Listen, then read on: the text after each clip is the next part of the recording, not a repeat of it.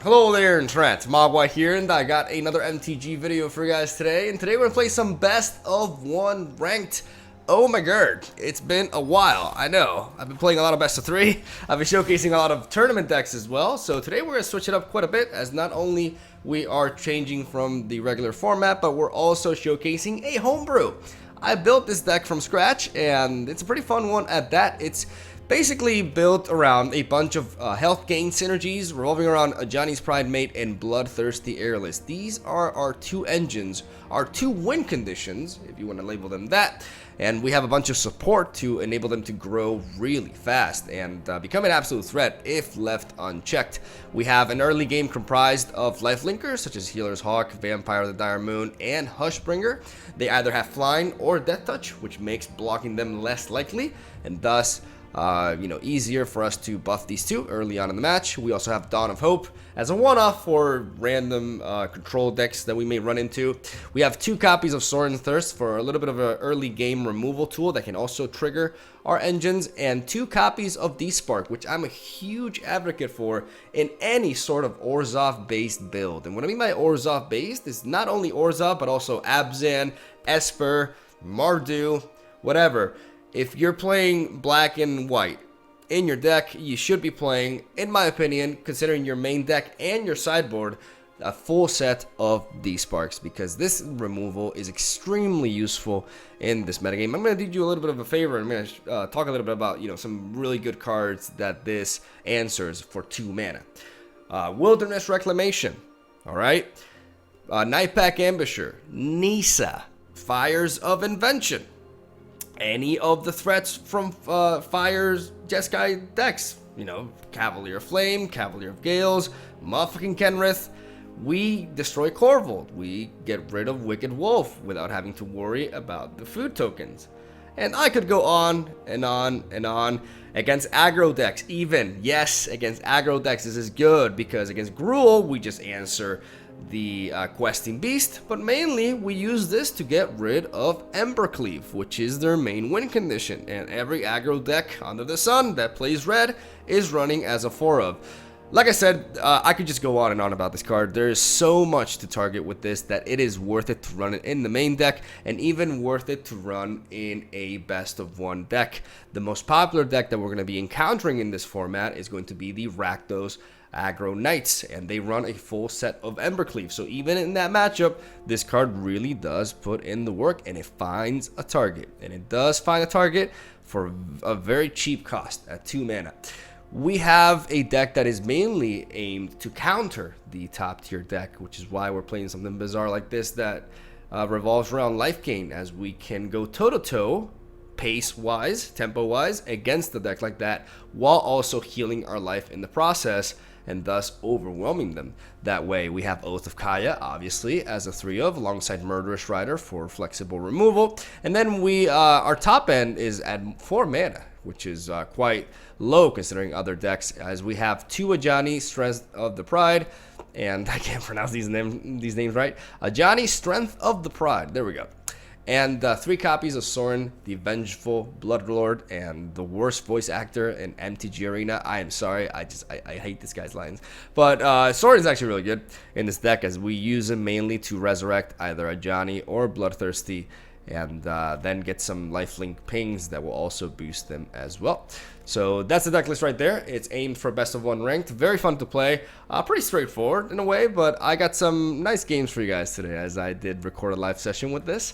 In Mythic ranked, of course, even with the homebrews, even with the jank, we don't go to casual. We play in the big leagues. We try the deck out in the proper environment, and like I said, I think I got some good matches. So let me know what you think about the games. Hopefully you enjoy, and I'll see you tomorrow. All right, let's tank our rank.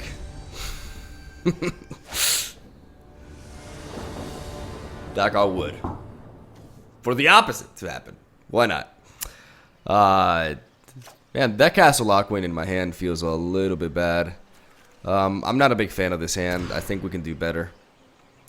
That is my definition of better. We're going to keep this. And I'm going to keep it simple. Like, I'm going to drop Ajani. And I'm going to focus on the low curve. I'm going to drop Healer Hawk turn 1. And then double Ajani's Pridemate. And I'm gonna try to, you know, get it going this way. So it seems we're facing Rakdos aggro. I don't want to trade into this Gutter Bones. We're not gonna block. We are in fact going to play Ajani here. And start the pump up. English. So next turn I can drop a second Ajani. And then I can proceed to... Like, the idea is to be able to pump twice, right? In this matchup, I really would like my 1-drops with Death Touch to be able to trade into the Regisaur. Midnight Reaper is fine. I am okay with this. I'll take the hit there. And this time around, I am going to pay for this. So I'm going to play you. I'm going to play you. And I'm going to attack. Pumping. Look at that. Look at that. I'm drawing a lot of lands though, but I do have D-Spark for an Embercleave, which is one of the most threatening things right now.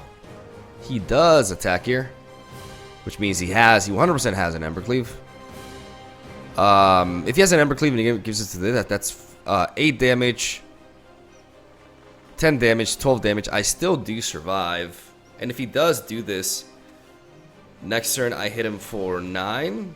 If I draw any sort of what about if I hit here with Embercleave? He becomes a 3/3, and I lose an Ajani, but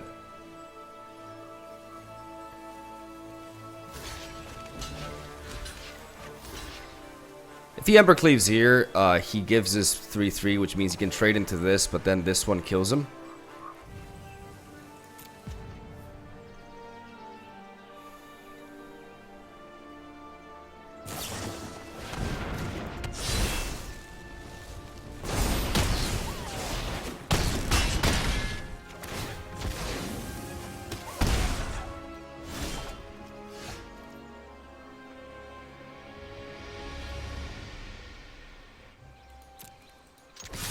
Now we attack.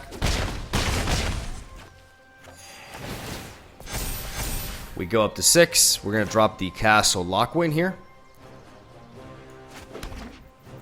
to make him think we're going to potentially draw a card. But what we're going to do is we're going to wait for him to equip that Embercleave onto something, and we're going to D-Spark it as he tries to attack us for the kill.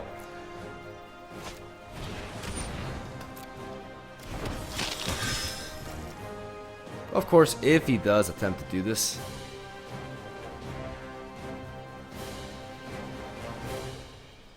the idea is to put him on the clock. We have health gain, he does not. He's going face.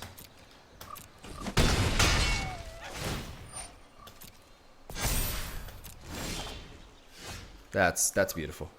That's close to what we need. No, that's actually lethal. Like, if he doesn't have anything to stop this, that is actually lethal.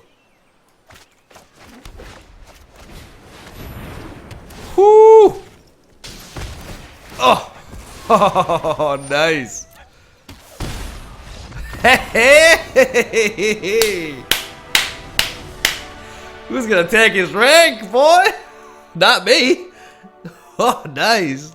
It worked out. That's in theory, like, that matchup is the one I expect the most in best of one. Like, I've not played best of one ranked in fucking forever. But I would expect that deck and the Gruul aggro deck to be the most popular. And first class of Florida here, in theory, has a good matchup. Because we have the D-Sparks for the Embercleave. And we gain health. We're smarking, but we're also healing at the same time. Marillion. I actually played this guy earlier today. He was running a very weird list. No, was he? What was Marillion playing? Wait. What was... I played this guy today. What was he playing? I can't keep this hand no matter what. Because of the mana base. This will work. I think I'll drop the Sorin's Thirst.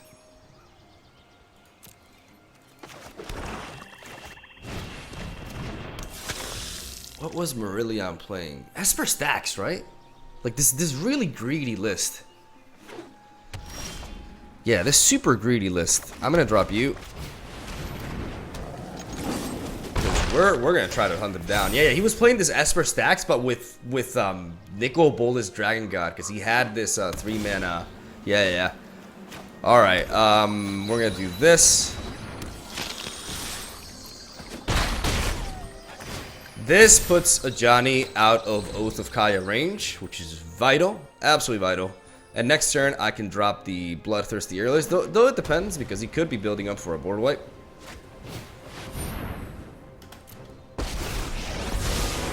I'm known for my excellent timing. Indeed. Trust me, I have a plan. Excellent timing. Fucking asshole. Alright, let's go for a swamp here. Let's go for a swamp. Hopefully we draw a land. We do not. So in this case, I'm actually going to play the Aerialist. This is just more stats. 1 to Teferi. 1 to face. Pump up at the Aerialist twice. And hopefully no Kaya's death.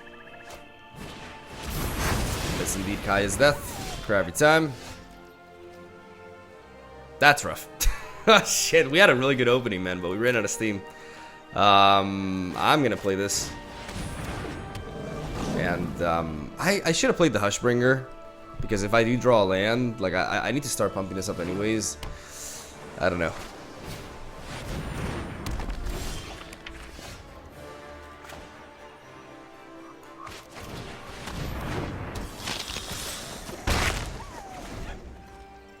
Yeah, this guy's deck is like super greedy.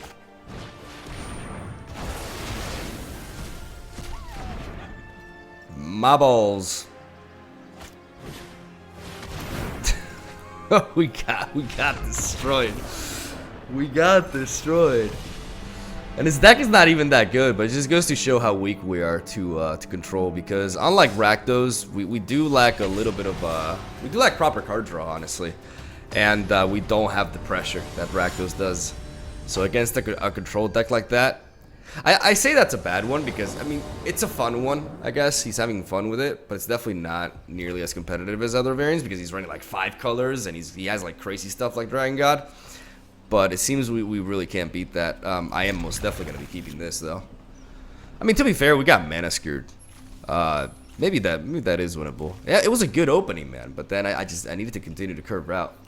That's why Planeswalkers like Sorin are really good in this deck, because they can help me come back. I'm going to go ahead and play the Healer's Hawk.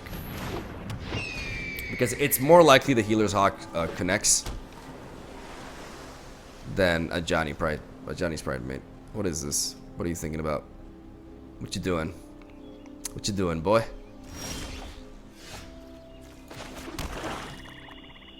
See, if I'm on the play against the Simic Flash deck like this Pride Mate is just game winning. But unfortunately, it isn't, so we're gonna get quenched. Or not. Or not. Okay. Alright. Back in business. What was he waiting for then?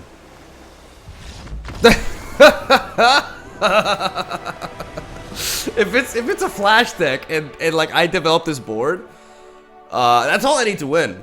Like, they eventually have to balance something. Like, that's their only way out of that. I'll take it. JK OG. The OG of Just Kidding. That's how I will choose to interpret that name. Unfortunately, this hand is too low on mana. And I'm going to be keeping this. I'm going to be dropping the Spark for now. We don't know what matchup it is, and may not need it. Okay, it seems to be Smorky. We're gonna lead off with you, actually, because I want to get this Ajani's Pride Mate going as early as I possibly can.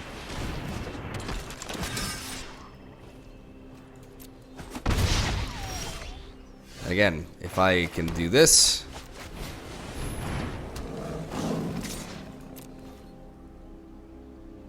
I'll trade with Stormfist. Like, if he's never gonna take that trade. And this Vampire of the Dark Moon is fantastic in this matchup. Like, the death touch is really good. If I see a Regisaur, that's actually the fact that I dropped a I'm not gonna block. I'm not gonna risk my Ajani. You could have a stomp.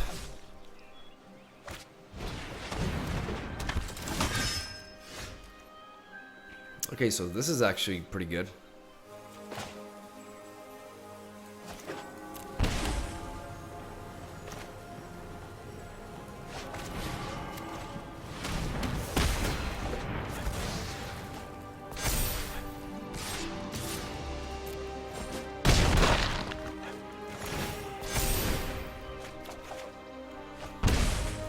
I think this may be my best line of play. Even though I am taking damage, I can race him. He's not threatening me with Embercleave right now, so yeah, I'm taking 4 per turn, but my opponent's starting to take more, and I am healing as well. I can always just double Hushbringer on him, even though we could just see a... He could just try to flash on me as well. So what I'm going to do is I'm going to play Hushbringer.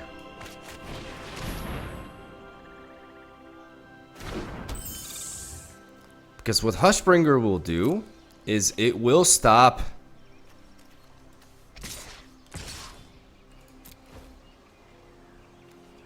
the Paragon's ability from coming in. So he can come in and I got him. I baited him. Jibaited. The Hushbringer stops that from happening. That's why I wanted to play her first. He could have always chained.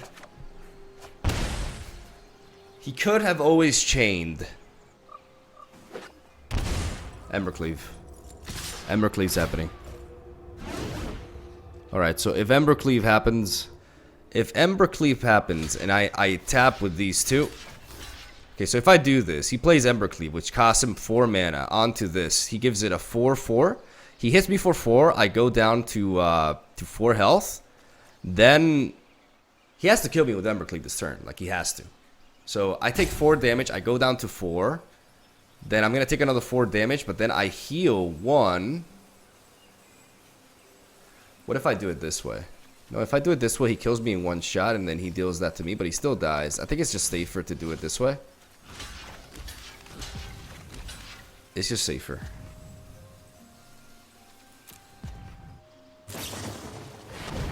This won't kill me. Won't kill me. You're dead. It's over. Unless you have a... Oh my god, he has a Yeet. Nope, it's still over. Got the Murderous Rider, motherfucker. And I got just the health, baby. Calculated! Ajani! Finish him! Hey!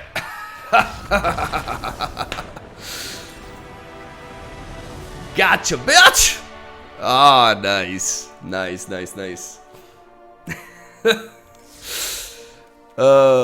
mean, the deck is doing what it's intended to do, right? It's beating the Rakdos aggro. In case you want to play best of 1 and you're tired of facing that aggro deck, you know, try this out. I don't know how expensive this deck is, honestly.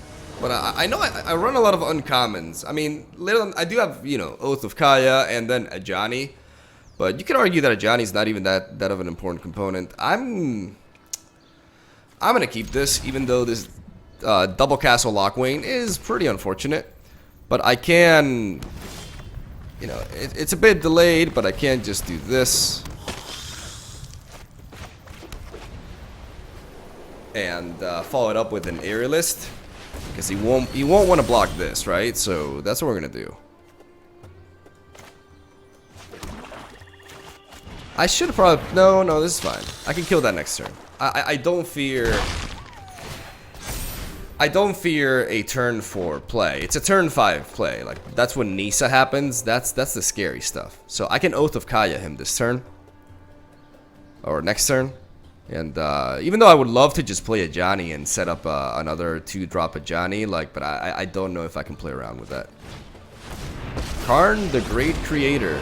Until you have the true goodness. The fuck? Alright, he's searching for a Stone Cold Serpent. That's really fine. I mean, that's fine. I still, like, dude, I still just want to play Ajani now. I really just want to play Ajani. I really, really just want to play Ajani. I want to play Ajani.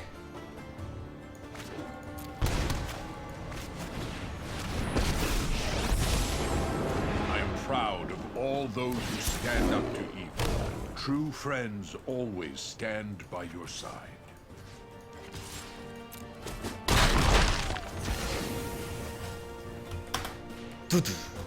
Let's go Turbo. Because if he does have something like Nissa, I can trade Ajani into the Nissa, or into the land. But if he just plays that Serpent, I am so fine with that. Like, you ain't got no idea how fine I am with that. Oh my lord. Get out of here. Oh man, I was gonna set up another Ajani and then just, I could Sorin. I could Sorin. I was gonna Sorin, yeah, over Oath of Kaya. Like, I know I was talking about killing this thing for like last 3 turns, but it's just like, no, I have like better shit to do. Top 500 with this weird ass deck. All right, go Miguel, go.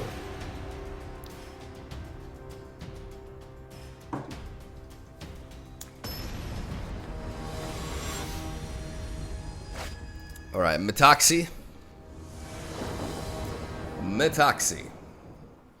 I'll keep. I mean, I'm lacking Ajani or the Vampire Girl, like the flyer. Basically, creatures that capitalize on life linkers, but I do have a pretty nice looking curve here.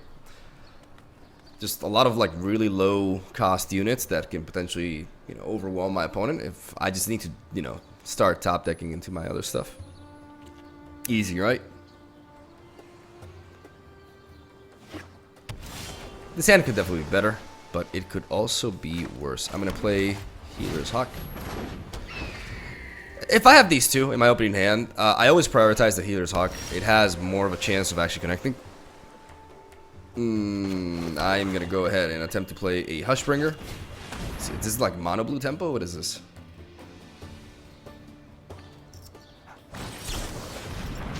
It seems like that could be the case.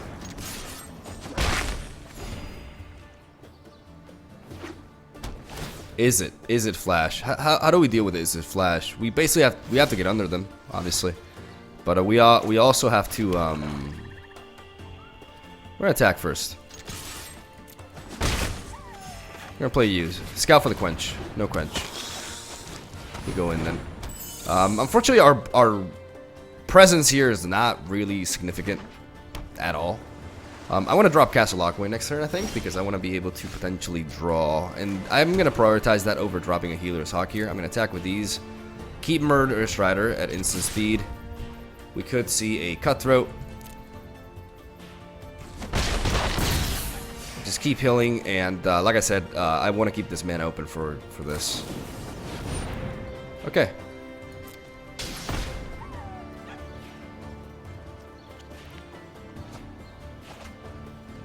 I mean, that kind of sucks, but it is a 4 mana kill that, even though it just also, like, drew him a card. Not much you can do about that, though. Like, I am just running out of steam because this is what happens when you don't have, you know. It's one of the things that I feared, right? But it still looked pretty nice.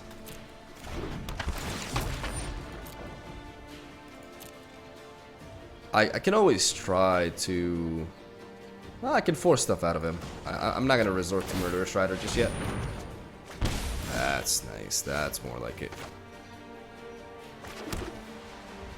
Ah, man. Do we expect a... I mean, if he has a Quench, that's pretty much the only thing that can really stop me here. That and a Stomp.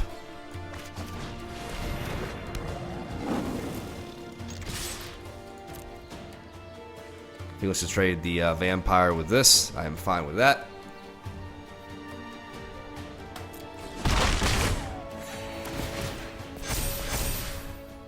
Now we get going. I could just try... Do I really care as much about this? Is my question. To just enable the Murderous Rider. I think I just go with this and this. I'm gonna do that.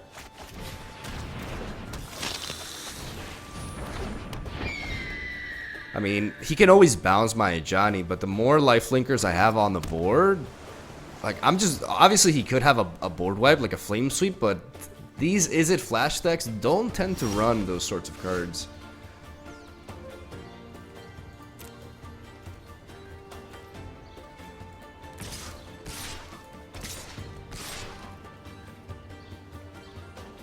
I'm gonna keep Ajani in the back, I think. No, I'm gonna attack with him. What if he has like some sort of like damage? No, I'm gonna go with this.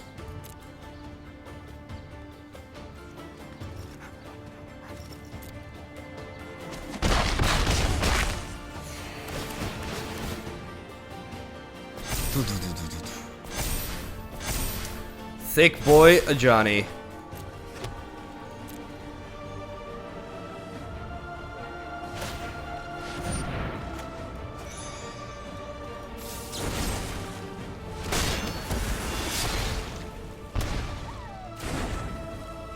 He gave me the opening. I take it. Now he needs something on the board. He's keeping that on top. That's not good. I don't have to worry about a Niv Mizzet, for example. I do have to worry about a Brazen Borrower. Brazen Borrower can definitely be annoying, because it just kind of like resets everything. But he needs to do stuff now. Otherwise, he's dead. Or he can do that.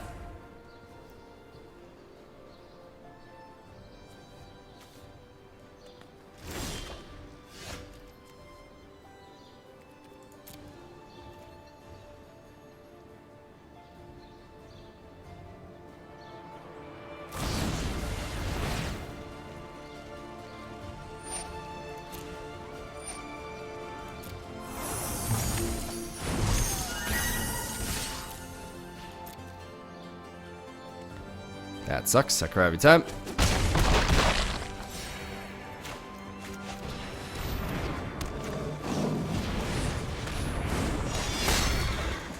But I don't mind. I just keep flooding the board. He has nullified Ajani, but with a Gadwick on the board, it's not like I can rely on Ajani to kill him. I just gotta, you know, go wide. Go wide or go home. Ooh. That's pretty cool.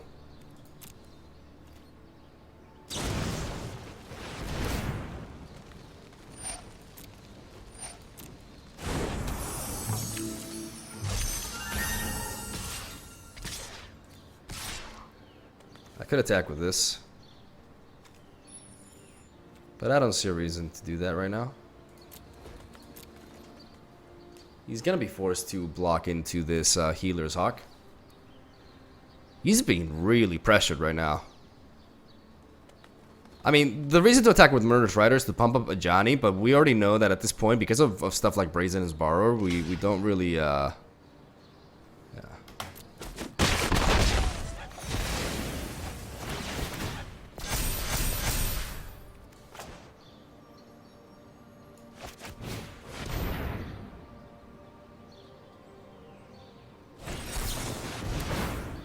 Alright. We're fine. This D-Spark, we'll see if we actually find any usage to it. Like, only if he plays like a Niv Mizzet, then we get something out of it. But eventually he's going to run out of steam. We have like so much health to capitalize on with Castle Lockwing, so we're not going to run out of gas ourselves. He's on the verge of death. Like, he's so fucked. And we're just gonna go face, because he needs to play spells now. We're gonna attack with everything. We don't think about it. We don't think about things. We just attack. He doesn't do anything. He goes boom boom, baby. Izzet Flash brought down. This deck is not that bad, man. God damn. Close to 30 minutes of pretty... I'm gonna go ahead and say awesomeness. I do qualify that as awesomeness.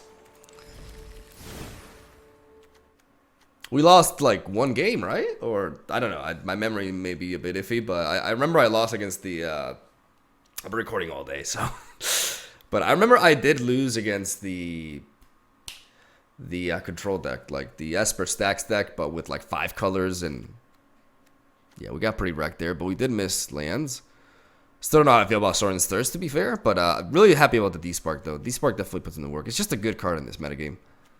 And if you're playing Orzhov, you should play it. Especially in best of 3, you should have like if you're playing Orzhov in best of 3, or Orzhov, Esper, Abzan, etc. I believe you should have like a total of 4 copies of D-Spark between your main deck and your sideboard.